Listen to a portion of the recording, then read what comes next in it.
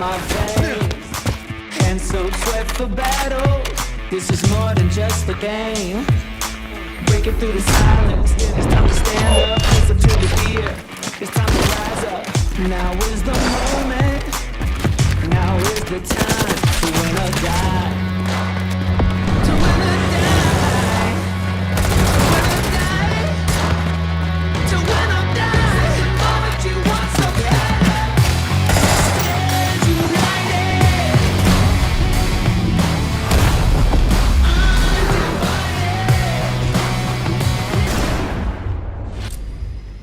Hi everyone, thanks for joining me for PUBG or PlayerUnknown's Battlegrounds. For beginners, this is going to be, it's a fairly long course. I don't know if you've looked at the synopsis of each lecture yet. See a little bit here. There's a lot of information I'm going to be throwing out to you guys during this course. Some of you may think it's just a point and shoot game. There's a lot more aspects to it. In each of the different sections here, you can see that I am explaining the 3 different phases of the game. We're going to go through all of this here step by step. If you're looking to get into the competitive scene, or you're just looking to better yourself as a player, if this is a new game to you, or if this is something you're passionate about and you're looking to take that next step in your gaming career. But I'm just looking to share my knowledge of the game with you guys, and again, we'll go through this step by step. It can be a very good career, not just in PUBG but other games. A lot of your skills between games intertwine, so take this, apply it to another game. There's definitely a lot you can do with that, and I'm just hoping that, you know what, maybe you don't become a pro. I hope you do. That's what I'm trying to do. But I mean, if you enjoy it, you become a better player because of it. That's just as great to me. That's pretty much it. We'll go into the next lecture here. See you there. Thanks. Hi everyone, welcome to lecture 2. We're going to talk about money. A good way to start. There's a lot of money to be made, not just in PUBG. A lot of the other competitive games, like Fortnite. I'm sure Blackout will kick off soon. You have your sports games that have money, like Madden, FIFA. StarCraft's really big in Asia. League of Legends, Dota. I'm sure you're familiar with those kind of games. There's huge prize pools in most of these kind of games, but we'll cover the PUBG ones today. We'll start with the big ones here. This is the first prize pool was the PGI was the big one here. That was in Berlin earlier this year. So I mean, you can see here, first through fourth. Look at all that. That's a lot of money.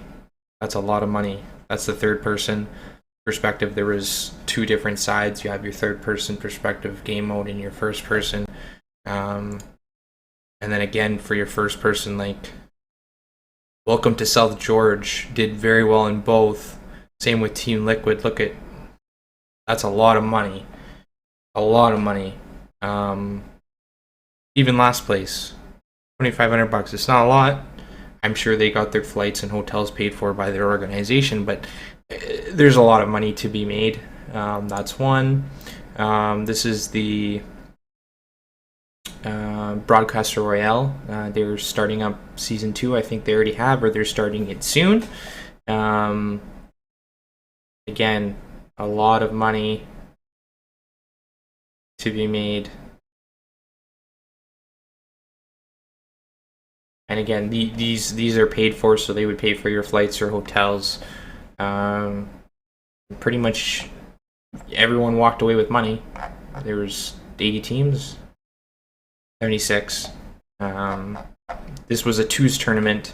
You'll find most of the money is going to be in squads, but there is starting to become now that PUBG has allowed companies or organizations to do prize pools. They had a ban on it for the first year and a bit actually. So now that there's prize pools starting to be coming out, like, you can see these tournaments are really big. So those are the two. There's the PGI, which is your tier 1 amazing players. You've seen them in the public game. You'd think they're cheating. They're that good. Not that they are. I'm not saying that, but they have good aim, great aim, game awareness, and all 4 of them in the team are really skilled players, compared to a new guy who maybe doesn't even know how to loot or parachute properly. There's a big skill gap in this game. Again, we'll go through that through this course. These are some of the other tournaments. PUBG Online, Awesome, Legends Arena. I don't know why GLL isn't listed here. They have a lot of tournaments. Now, if you're just getting into it, you want to play against good players, this is another resource I'd use to get started. You have Battlefy. Then you just cycle PUBG. There's usually tournaments just about every weekend. Like this one's for $60. It's not a lot, but you do enough of them, you do well enough add up. This is just for this particular weekend anyways. Now the other one you can do while you're playing public matches, the one I do is called First Blood. It's just an app that runs through Overwolf, I think it's called. You can see here every day they give away a $10 Steam card. Every week it's a different computer peripheral. This week it was a Blue Yeti mic. So if you need a new microphone, start playing, get yourself some tickets. You don't have to spend money to play, it's free. You just have to do well in those qualifiers. And then again, if you get really lucky, get yourself a new graphics card. Again, you just got to play the game. So there's definitely ways to make money. There's probably more that I'm missing, but these are the key ones that I participate in. That's pretty much it. I mean, apart from streaming, these are the tournaments here that you can make some money or get some new computer parts.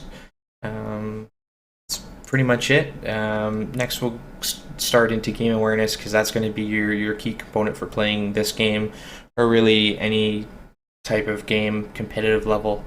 And there's a lot of curriculum here we're going to go through. If at any point you have any questions, pop in, ask a question. That's pretty much it. We'll catch you next section. Hi everyone, welcome again. Thanks for sticking through. We're going to talk about game awareness. It's just a quick video here. When I say game awareness, I'm talking about knowing where opponents are in terms of scouting, what you hear, what you see, when to move, when not to move, when to shoot, when not to shoot. Some of you might laugh at not shooting, but sometimes not shooting and giving yourself away can help you progress further throughout the game. Now here's an example in terms of game awareness. Mute this here so I can play it through and show you what I mean. So me and my partner have the bridge pretty much on lockdown.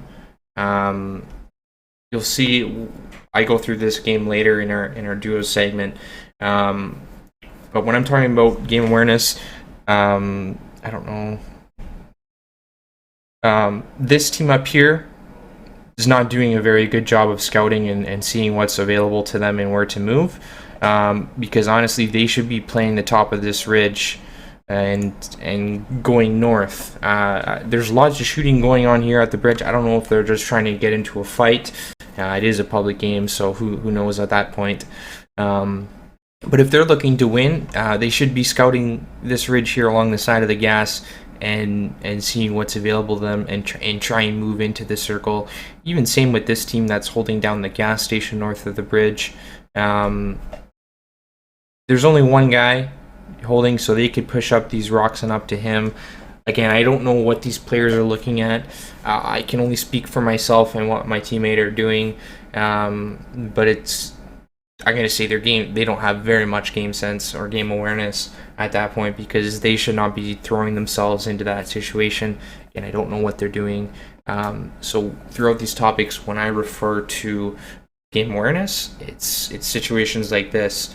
Again, scouting your opponent, knowing when to move, when not to move, knowing when to shoot, when not to shoot, and gathering information. Again, very generic term. I just want to let you know so that further down in the videos, when you keep hearing me say game awareness, you're like, what is this guy saying? What does he mean? So just keep that in your mind. Normally I'll throw the term game awareness and explain. Sometimes if I don't, I apologize. Just ask a question in that topic, or come into my stream and ask, hey, what did you mean here? And I'll get back to you as soon as I can. That's pretty much it. I just want to let you guys know, because it is a term I do use a lot when it comes to playing this game. Thanks. Hi everyone, welcome to Lecture 4. Just about done Section 1 here. Just going to quickly go over when I think you should go into competitive. I'm going to say come to the new PUBG training map, get 50 to 100 hours, master the guns, or at least get a very good sense of how each gun works with the different attachments. Get a couple hundred hours in the base game playing public matches and stuff. I wouldn't say jump right into competitive right away. One, people will laugh and call you a bot or bad. Someone calls you a bot, it's not a good thing. If you've ever played Counter-Strike and you've seen the bots, that's kind of what they're referring to, with the exception of you being able to shoot. You just run around aimlessly. It's not something you should jump in right away. Get your game knowledge down, how the maps work, how to rotate, how to move. Once you get that stuff down, looting the different phases of the game, it's that's when I would recommend going in and jumping in. Now, if this is a brand new game for you, I'm gonna say hold off. Don't even think about it for the first month or two, unless you're a pro at another game and you're just transitioning to this one. Maybe you'll pick this up really quick, and it'll be easy for you. But some of you people that may be new to the genre or new to the game itself, there's a lot of different things, like I said, how each gun works, how to rotate, etc. Bullet drop. You've got to learn these things, and that's why I recommend the training map. You'll see it down below. I'm going to recommend it again. I go through it for about 10-15 minutes. You need to know how the guns work, because if you go into a competitive game, you're going to die first every time. One, you might not have the skill, and two, you don't know how your weapons work. 3, you might die to the play zone, might kill you because you don't know how to rotate properly. So there's a lot of variables there. I can't tell you when you're ready. It's something you gotta feel for yourself. These are just my recommendations. You gotta have a good team. We talked about it in 2 sections before, or 2 lectures before, sorry, in terms of money. Most of the money is in squads. It's starting to get in duos and very little into the solos. So you want to have a good team, and you got to be a good player to get on a good team in most cases. Sometimes you might know someone or something and they'll give you an opportunity, but still, you don't want to have to rely on anyone to do the work for you. You need to become prepared and know how to do this yourself. So hopefully this course helps you along the way.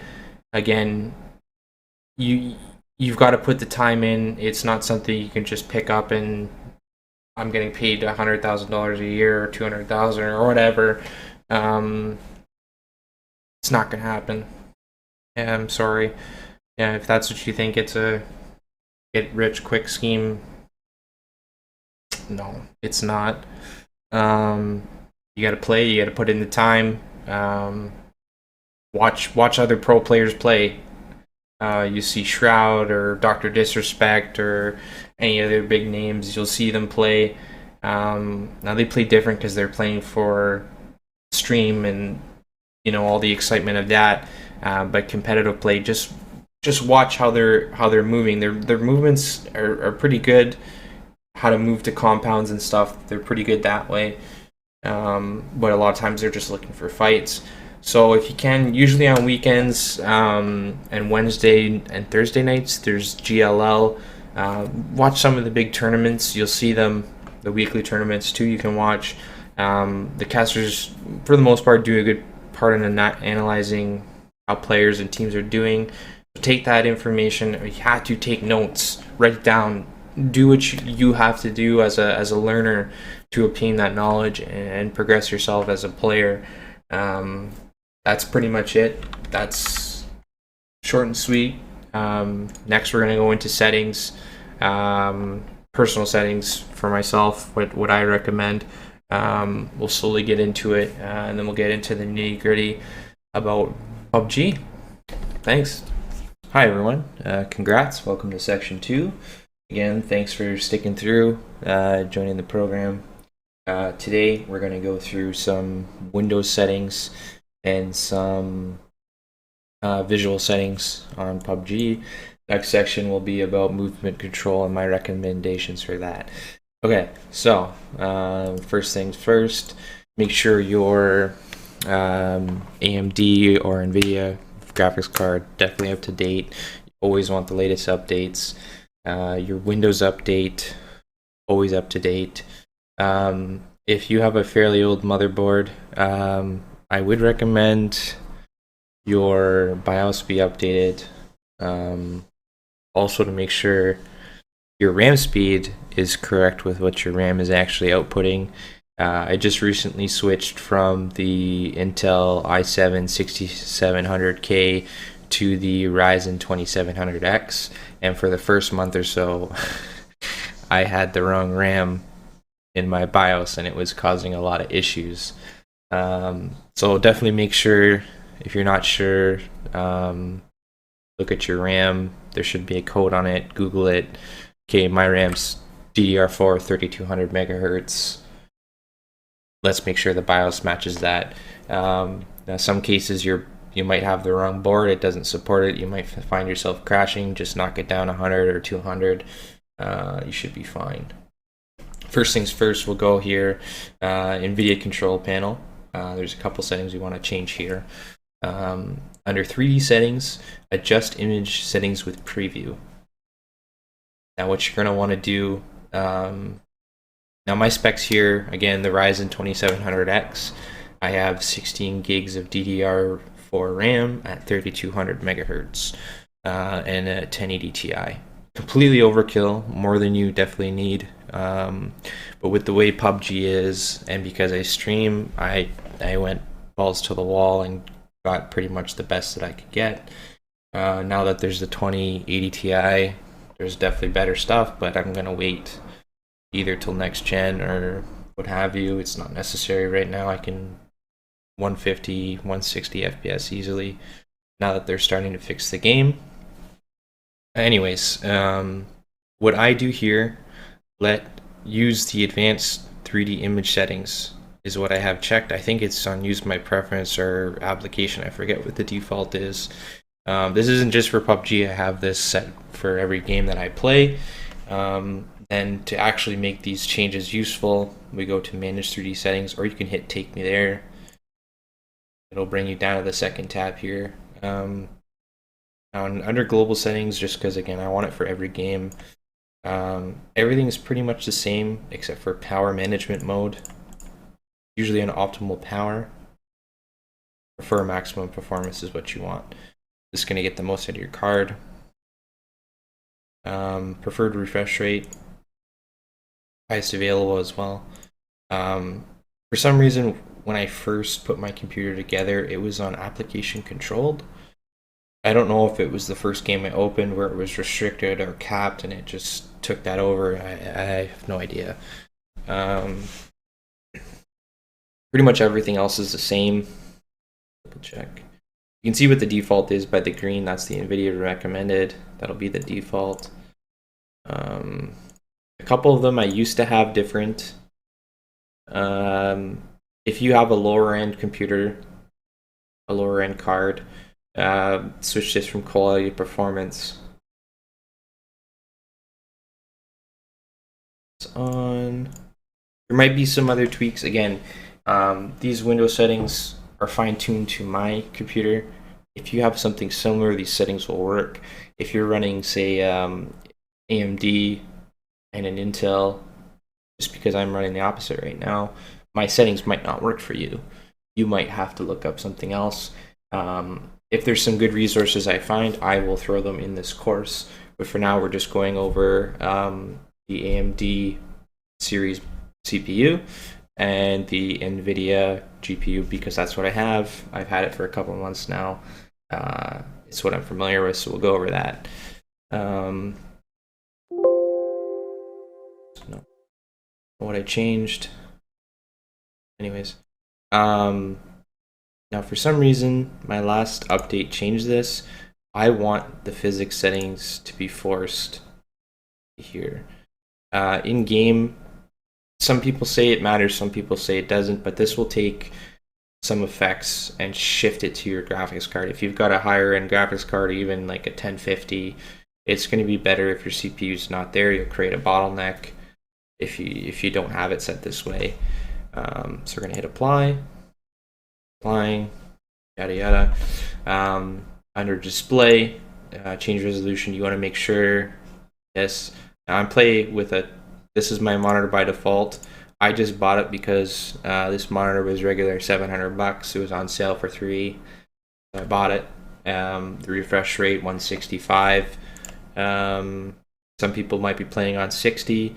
Now, just to make sure, sometimes when my monitor goes to sleep, power goes out, this will default to 60 hertz, and I'll think it's me having issues. It's just me not checking my settings before I boot into competitive and make sure I'm set. Again, that's going to be based on your hardware, so I can provide recommendations. Just shoot us a message. I'll help you the best to my ability. I do have experience with computers. I'm in my 3rd year for programming, so shoot me a message. I'll help you out. If I don't know, I will find out for you. Yeah, so we'll go on to the next one here. Most of this is all the same. Color settings, there was a time I was playing with 70. The way PUBG's been restructured the last month or two, I don't need it. It was just more so because a lot of people would wear, like, say, a purple jacket or something that really sticks out. I try to be neutral to the map I'm playing.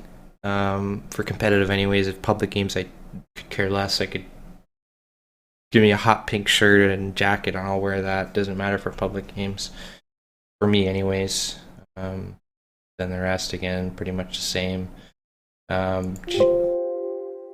G-Sync if you have it, or if you're running AMD, I think it's vertical sync. I can't remember off the top of my head right now. Just make sure, again, you have your settings set. Every little bit helps for PUBG.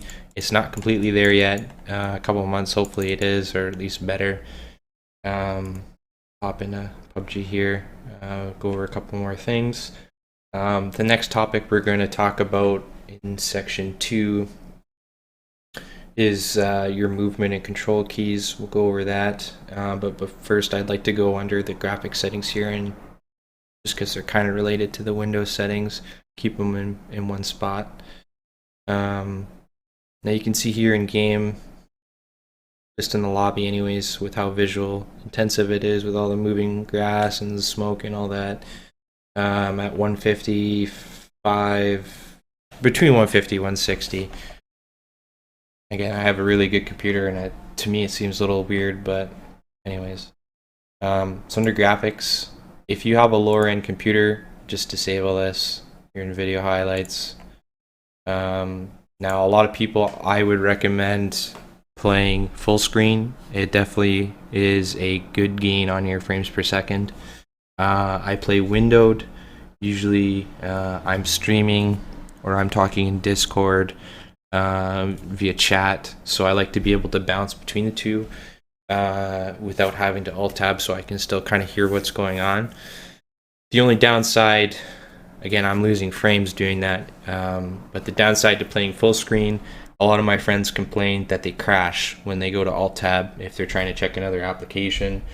So I'd rather not just take that risk. If I've got to answer something, like say we're waiting for the lobby, I need to answer someone on Discord or Steam or check my emails or whatever, I don't want to crash and have to try and get in before the game starts and get potentially mess up my team or screw them over. So that's why I stick to Windows. The FPP camera FOV, I'll go over that on the next, when I do control. Brightness, this is going to be up to you. Depends how your monitor's set up, the settings for that. Both unlimited, of course. You want as many as you can. I play on screen scale 120. Just looks better to me. I don't know, looks sharper. Now, anti-aliasing, post-processing, shadows, very CPU intensive. Post-processing, I find anywhere from medium to ultra. My game has a lot of dips. I just stick it on low. 2700X can run it, but I'd rather gain as many frames as I can. Anti-aliasing, I leave on ultra. I honestly never really noticed a difference, so I just left it there. Shadows, I could go very low, but I'd rather have some sort of visual cue if I can see a shadow in the distance, or based on the sun where a player is. It kind of helps. There's been a couple times that it really cued in. Textures, I leave it ultra, so I can see things at a distance if I don't have a high power scope. Say I'm trying to shoot a guy 400 meters or 600, I only have like a 2 or a 3 times scope. Just makes things a little bit clearer. Effects medium. Again, this is CPU intensive for the most part. There's a split on it between your graphics card and your CPU. I don't know off the top of my head. Medium's been the best fit for me. Ultra and high, sometimes my sound would be distorted. I'm still playing around with the 3 here. There'll be some games I'll switch it to low. I'm trying to find the competitive edge for smoke grenades, if there's any advantage I can gain there. So this is a work in progress on that. If I change it, I'll let you guys know as soon as I change it. See if it reduces the smoke distance or something like that. But now that they're server side, it's mostly the same for everyone, but I don't think anymore it matters. It used to before. Foliage very low. This one's a big one. Now, how the grass works in this game, I don't know if it's because they're expecting everyone's computer to be a potato, or I honestly couldn't tell you. I'm not sure about that. So what happens is, I think it's 75 meters is the cutoff range grass will render on very low or low. Anything past that, you're basically laying in the open. Now, a lot of times in public games, I will see people, I'm shooting them at a distance and they will just drop to the floor and lay down. If they're greater than the 75 meter distance, I see them. Now keep that in mind, because if you're getting shot at, you don't want to just prone in the middle of the field, because you're going to be exposed to most people. Just keep running, duck, dodge, dip, dodgeball, and try and get out of that situation. The next one here, view to distance, again, kind of ties in with textures. I want to be able to see everything. I want to see cars render in. Grabbing cars is a very important part of the game, so if I can see a car sooner than someone else and I can get down before them, I'm going to do that. And I think the view distance ultra helps with that, as well as buildings rendering in at a distance, or people. Kind of makes them a little bit smoother. There's been times where I've been shooting a bush because I tried playing on medium or low, because the way bushes render in, sometimes they look a little bit like a person's head if they're peeking a hill. So yeah, ultra, if you can do it. You might notice some frame impact. It's not going to have too much. Just adjust accordingly. You want to be above 60 playing this game if you can. I think 150 for me is kind of kind of blessed to be that high. Desync motion blur off. Sharpen kind of ties in again with view distance, textures, more of a distance thing. That's pretty much it. We can cover the colorblind mode. I play with Tritotopia. Sorry if I slaughtered that. It's more so the red blood. I find sometimes if based on the map where the player is or whatever, I don't know if I hit them. I can kind of tell, but I don't. I would rather be 100% if I hit them or not. This provides a different color. I think it's green. It's so used to shooting people, I forget at the moment. Crosshair color, I play cyan, teal, whatever you want to call it. It's more so because it doesn't clash. I'll show you again in the next picture when I jump into the training map what that is all for. If you want to take a screenshot, 0R, 255, 255, 255. That's pretty much it for this one. Next one, I'm going to go over control, talk about sensitivities and the new training map that PUBG has implemented. So we'll catch you in section 2.2 or lecture 6. Depends how you want to count it, but we will see you next.